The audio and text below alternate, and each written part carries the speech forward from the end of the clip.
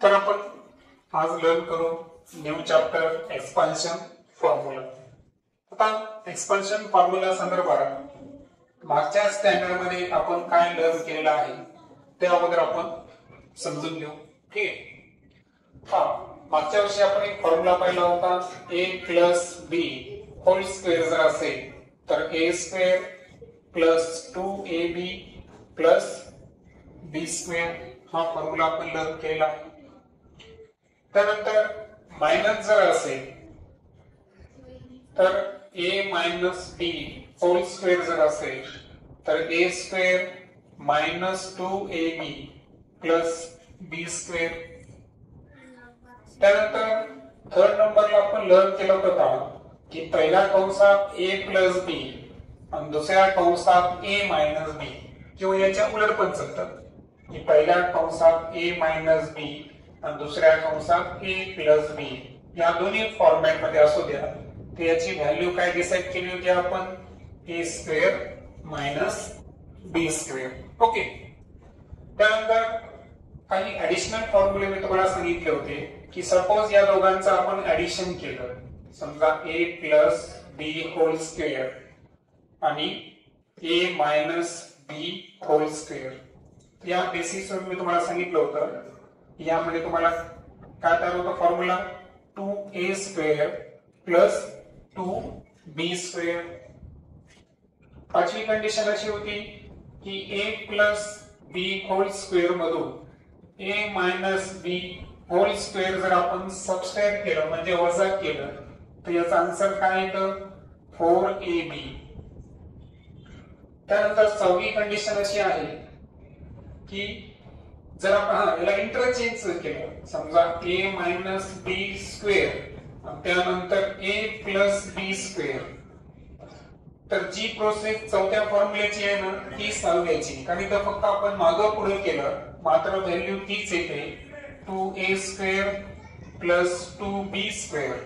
पण शेवटची कंडिशन महत्वाची आहे, जर तुम्ही a - b होल स्क्वेअर अगोदर घेतला आणि त्यामधून जर a + b होल स्क्वेअर जर आपण मायनस केलं तर मात्र इथं थोडा चेंज येतो। इथे आन्सर काय येतं -4ab। म्हणजे हे आपले स्टँडर्ड 7 बेसचे काही फॉर्म्युले आहेत, त्यांचा यूज तुम्ही शिकलेला आहोत। आता आज आपल्याला जे नवीन एक्सपान्शन फॉर्म्युला शिकायचा आहे तर तो आहे x + a आणि x + b या फॉर्मॅट मध्ये जर असेल तर पहा, पहिल्यांदा मी x ऍज इट इज घेईन, दुसरा कंस जशाचा तसा, त्यानंतर +a अगोदर घेईन, त्यानंतर दुसरा कंस जशाचा तसा। यामध्ये काय होईल बघा, आता x × x सांगा x², b × x bx, a × x ax, a × b ab। आता या दोघांमध्ये कॉमन कोण आहे x, त्या x ला मी घेऊन टाकतो कंसात, याला इथे शिल्लक राहिला a, इथे शिल्लक राहिला b + ab। म्हणजे आजचा जो पहिला फॉर्म्युला आहे आपला तर तो फॉर्म्युला काय आहे पहा, फॉर्म्युला मी पुन्हा नोट डाऊन करतो। सो हे जे एक्सपान्शन मी तुमच्या समोर लिहिलं या बेसिसवर जो फॉर्म्युला तयार होतो तो आहे x + a आणि x + b जर असेल तर त्याचं रूपांतर कशामध्ये करता येतं आपल्याला x² + x in bracket a + b + a × b या फॉर्मॅट मध्ये तुम्ही याचं ट्रान्सफॉर्मेशन करू शकता। आता उदाहरण दाखल जर पाहिलं आपण तर आपण एक्झाम्पल घेऊ, समजा एक्झाम्पल पहिलं वन घेऊ आपण x + 5 दुसऱ्या कंसामध्ये x + 7। ओके, या फॉर्मॅट मध्ये मी गणित घेतलं। आता काय सांगितलं मी तुम्हाला की इथं पहिलं पण सारखं आहे, फॉर्म्युला मी वाटल्यास तर नोट डाऊन करतो x + a x + b असा असेल तर x² प्लस काय कॉमन घ्यायचा x कंसात ए प्लस बी आणि प्लस ए इंटू बी. सांगा आता काय होईल. पहिलं पद कोणतं आहे.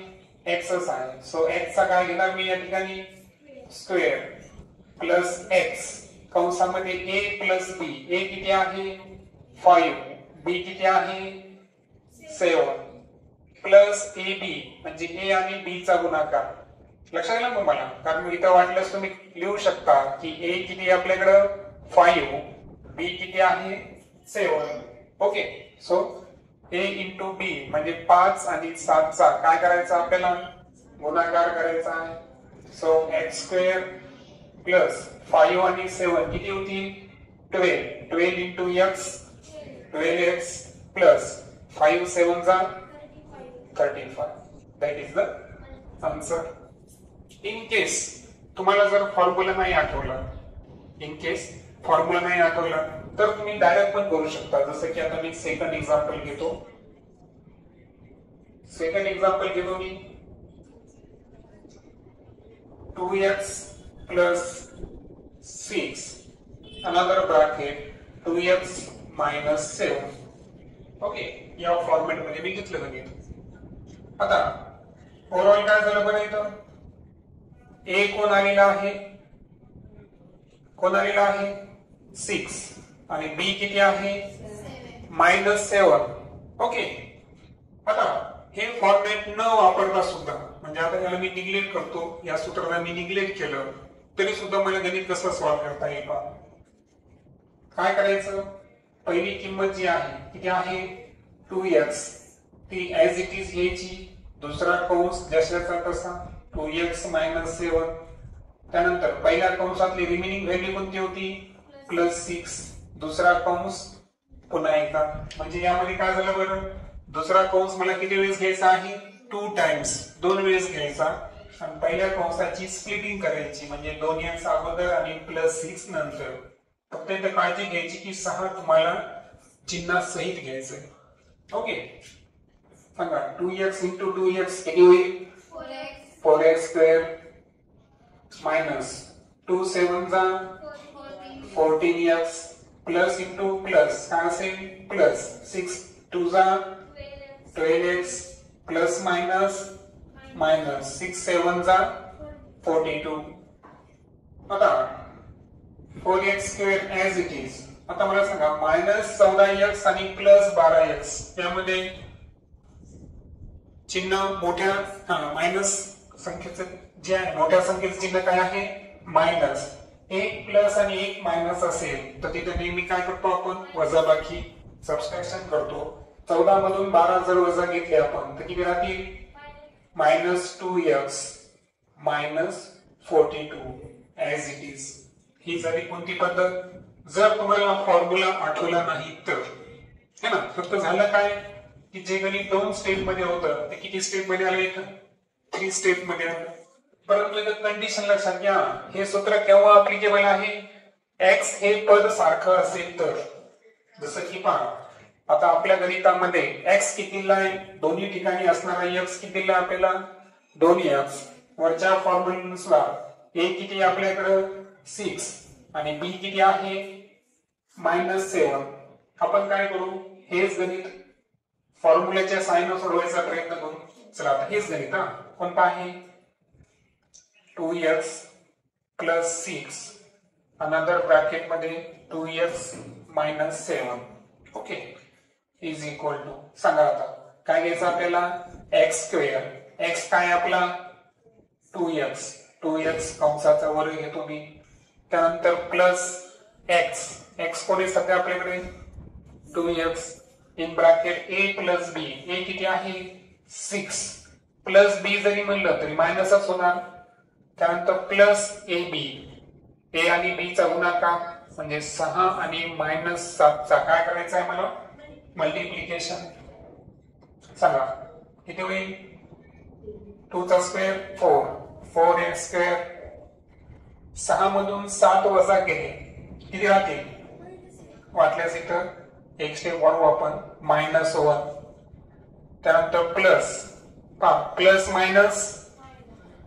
मायनस काय होतं -6 7 जा 42 4a square as it is plus minus minus 2x ला 1 ने गुणा काय आलं 2x प्लस मायनस मायनस 42 आलं का सेम आन्सर म्हणजे विदाउट युजिंग फॉर्म्युला आणि with using formula better choice राहील की फॉर्म्युला यूज करा आन्सर थोडंसं आम्ही शॉर्ट याच्यामध्ये निघून जाईल येते लक्षात पण फॉर्म्युला अप्लिकेबल केव्हा हे लक्षात आलं का जर दोन्ही कंसातलं पहिलं पद सारखं असेल तरच अदरवाइज हा फॉर्म्युला तिथे अप्लिकेबल नसतो ओके